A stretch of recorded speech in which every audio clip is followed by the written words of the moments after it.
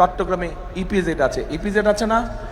আমরা আস্তে আস্তে কুমিল্লায় এই ইপিজেড আস্তে আস্তে একটা একটা করে ইপিজেড আমরা কুমিল্লাতেও করতে চাই যেন। চাচা জানি আপনার এটা একটু কম আছে, কিন্তু আপনার কি করতাম, আপনার নেতা কর্মী কিন্তু আরোই নাই।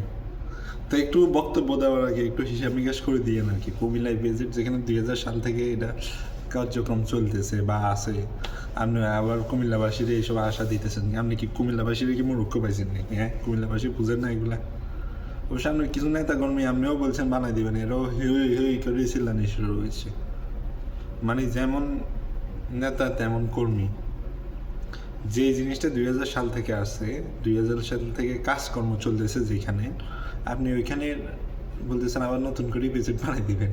হ্যাঁ, একটু ব্যবহার করে দিন আর কি, এটা ব্যবহার করিয়েন। আর কুমিল্লা এই বেজেটে প্রায় 50,000 লোক কাজ করে, 50,000 লোক।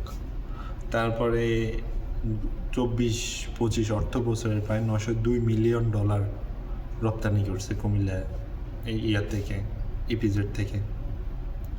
কুমিল্লা ইপিজেডে চায়না, হংকং, ইউকে, নেদারল্যান্ড তারা ইনভেস্ট পর্যন্ত করছে। তো আপনি কেন মানুষের এইসব মিথ্যা আশা দিতেছেন চাচা? মানে কিছু আর কিছু বলতেও মন যাইতেছে না। আপনার মানুষে ভোট দিবে একদম ভরে দিবে ভোট দিব। আপনি আশা রাখেন দিবে, ভোট দিবে, মানুষ দিবে। বাংলাদেশের মানুষ এখনো বোকাচোদা আছে।